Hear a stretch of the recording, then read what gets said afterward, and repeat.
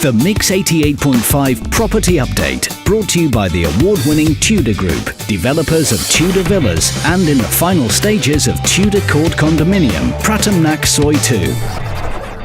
The Tudor Group, Thai lifestyle, European standards. Welcome to the Mix 88.5 Property Update here on PMTV. With, as usual, my guest in the studio from Solomons, Thailand is Tim Gladwin. The Mix 88.5 Property Update. So, good afternoon. Welcome to our property update. It's a Wednesday. It's Mix 88.5. As always, in the studio with us for property update is Tim Gladwin. If you want to get hold of him or ask any questions about what's been going on over the last few weeks or today's show, 038 252 588 is the office number. Email is patia@solomonsthailand.com or just click www.solomonsthailand.com for more info on any of those things. As always, Tim, good afternoon. Welcome. Afternoon, Russell. How's things been over the last 7 days since we last saw you sitting in that chair? Yeah, I think it's fair to say that the general trends that we've been discussing in recent weeks have very much continued over the course of the last week. In particular, there continues to be a higher level of deals for the more expensive luxury properties that obviously for so long were so hard to move. There's been more deals in the market for those kind of properties in the 10 to 20 and even in some cases a little bit higher million baht value. Nice. And, obviously, as always, I hesitate before drawing any conclusions as to what this might mean for the future because, things can change very, very quickly. But the fact that it's continuing obviously makes me hope that it's more than just a blip and that it is a sign of something changing. A sign that perhaps more and more people are now willing to commit more money to property here in Thailand. Obviously, as we've discussed in the past, for a long period after the global economic crisis, the vast majority of buyers, while still buying, have been buying cheaper properties, 1, 2, 3 million baht predominantly. But obviously, we are seeing a little bit of a change now, and long may it continue.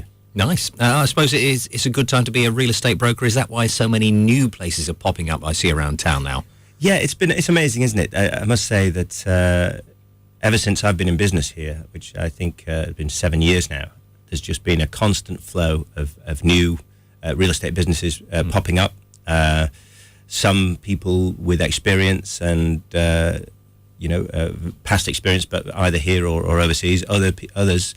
And surprising numbers, some people just who branching out into something. They have no idea whatsoever. I mean, there was one guy, he ran a restaurant in Australia and decided to come over here, had no experience of patia, no experience of the market, no experience of being a real estate broker, and nevertheless, he set himself up. Used to phone me for, I don't know how he got onto me, but he used to phone me for advice and assistance, and I always used to take my time and try and help him out.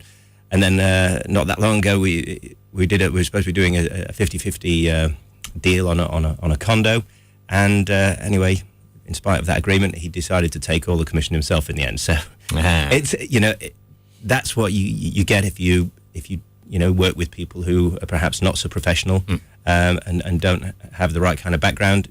There is perhaps more of a potential for them to do that kind of thing, and certainly. It was a lesson for me to learn that. Yes.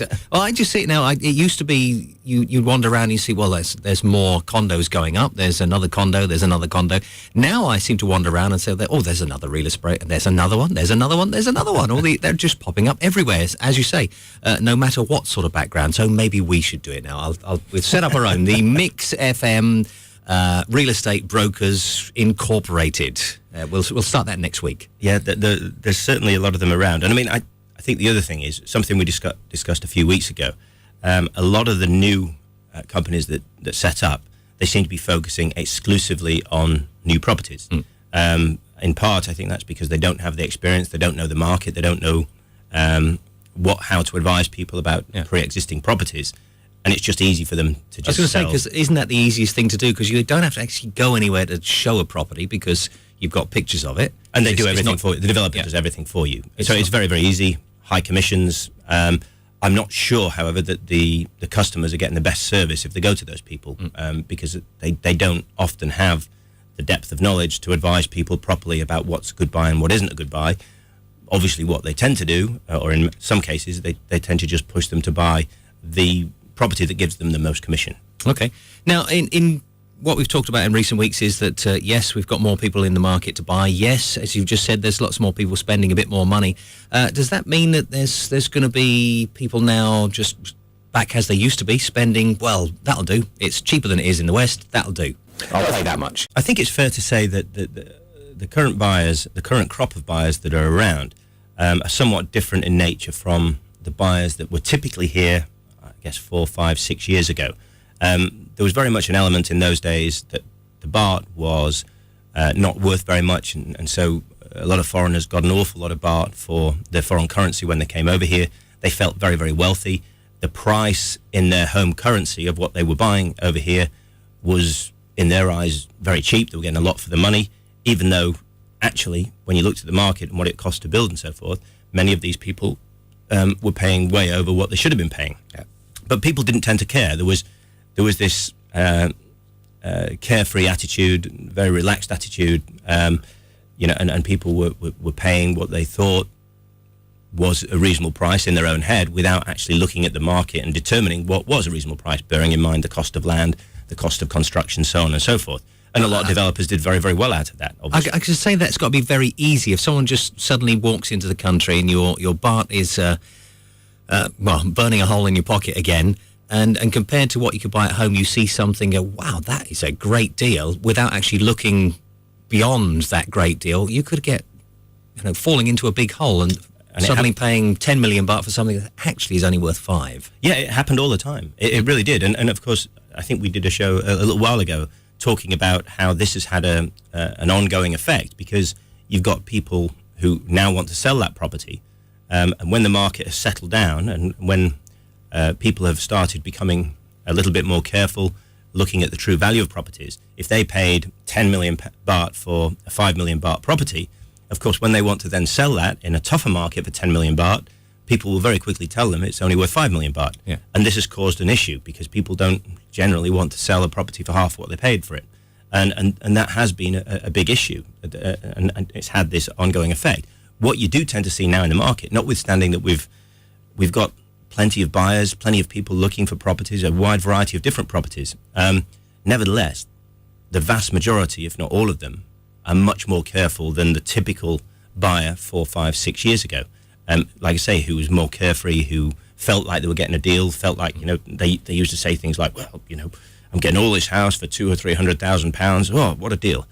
Yeah, I can see that if you're in the UK, but when the house here should be worth 100,000 pounds, actually it's not a great deal. But that used to go on all the time. You don't see that these days. You see people who are looking around, they're conscious of how much money they've got and the fact that they want to get the most that they can for that money.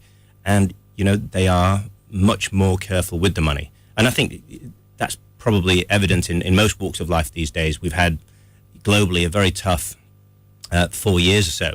And obviously one thing that a downturn does is make people more conscious about what they're spending, about getting value for money. Before the big downturn, obviously we had this big bubble, the economies were doing very well. There was lots of money around, lots of people making lots of money, bankers and big bonuses, and the world was, obviously heading towards disaster. But while it was heading there, lots of people were doing very, very well, and people were spending money very freely. Clearly, that's going to be changed now for the foreseeable future. Maybe for a lot of people who've been through it for the rest of their lives. I'm not sure, but I think certainly for the time being, that kind of spending is over and done with. And we see that here. And unless, of course, you're a banker, because you're still getting paid those stupid amounts of money and stupid amount of bonus, regardless of how well you've done. Yeah, and I think, I think there are still plenty of people around with lots of money. But having been through the global economic downturn, even those people seem to be more wary about how they spend that money. There's more of a, certainly in this market, we're seeing people determined to look around, determined to get the good deals. And the properties that are vastly overpriced still tend to sit on the shelves. However, it wasn't long ago you might have a luxury house here, and even if you dropped the price down to a really attractive level, there was absolutely no guarantee that you were going to sell it. I think how things have changed is that right now, if you've got that expensive luxury house, if you drop the price down to a sensible level, perhaps not as low as some people might think, your prospects of selling it, I think, have improved very significantly from even 6 months ago, and certainly from a year or 2 years ago. Now, do you think people are looking more carefully and trying to compare prices because there is that much competition in the market now? There was, I suppose, however many years ago, 4 or 5 years ago when it first started, there was a very few condos. Now there seems to be a condo on every street corner, and they're all vying for, in some bracket or other, the same dollar. Yeah, I mean, no doubt, more competition. Basic economic theory tells us that the more competition there is, the more prices will be driven down, because that's what competition does. But obviously, here in Patti, there are a lot of different types of condo development. So just because you've got all these condos, they're not necessarily all competing with one another. Obviously, as we've talked about in recent weeks, there's an awful lot of small one-bed, one-bath units coming online.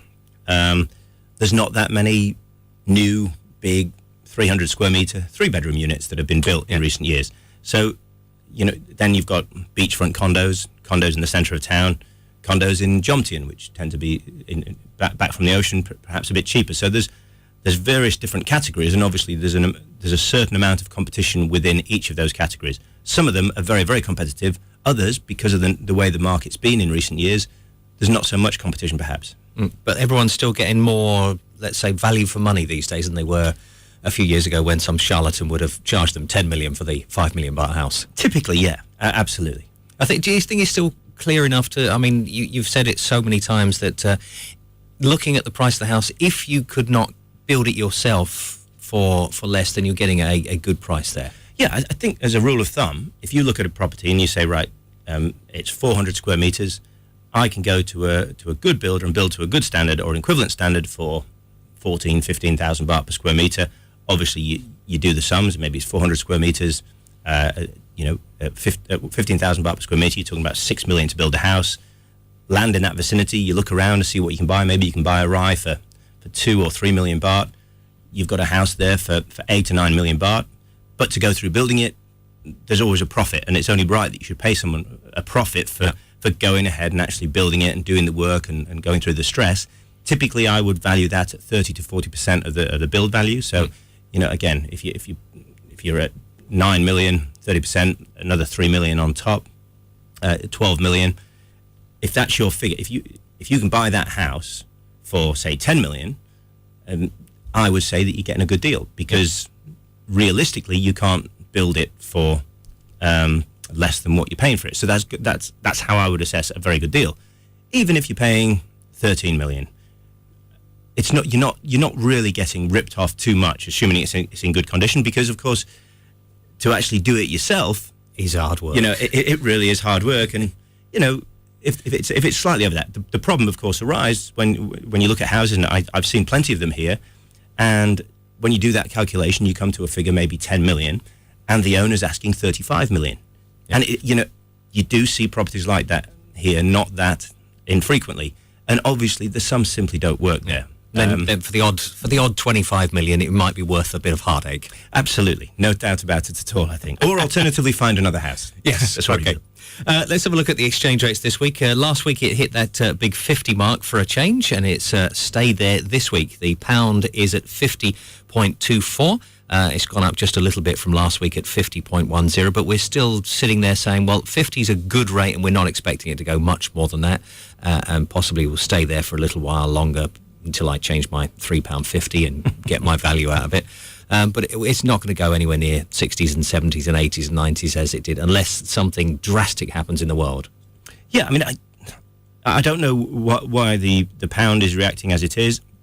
I wonder, perhaps, with the euro, the uncertainty over the euro growing again, with the Greek election and their inability to form a government, the fact that the extreme socialists seem to be the most popular party, and they've already said that they won't accept the terms of the bailout.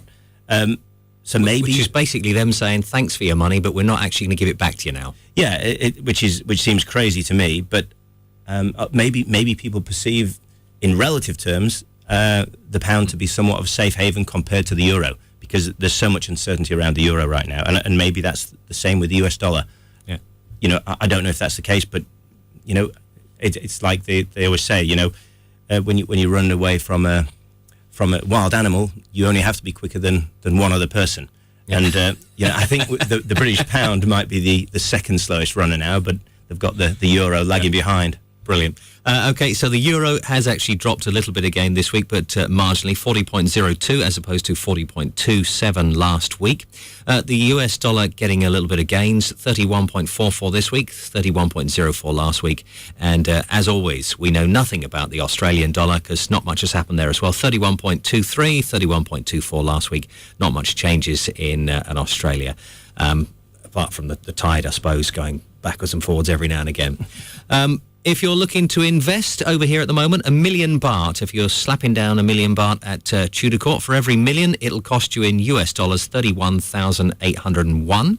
If you're looking at pound sterling, every $1 million baht these days is just under 20,000 at 19,903, and just under 25,000 euro at 24,984. That's what $1 million baht will get you this week if you're going down to Tudor Court and buying one of their condos.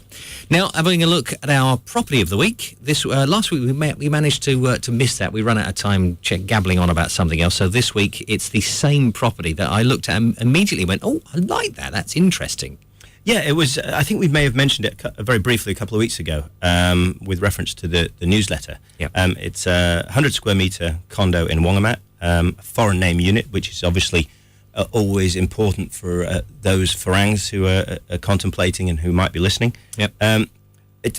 What I like about it, it has a very unusual and what I think is quite a characterful layout over 3 floors. I don't know if that's technically called a triplex. Certainly have a duplex, but I don't know what you call a condo on 3 floors.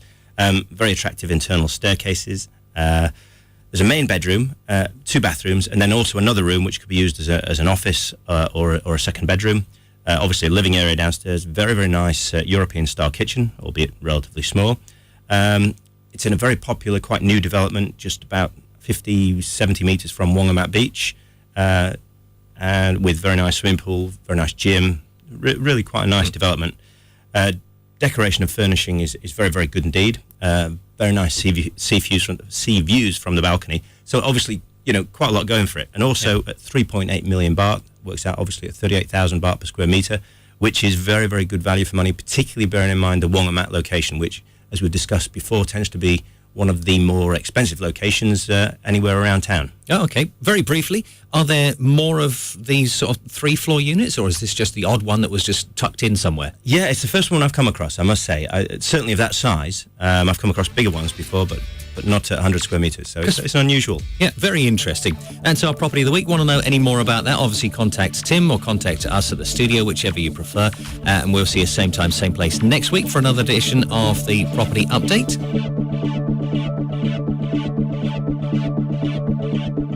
That's it for another week. See you same time, same place next week for another edition of the Property Update here at PMTV.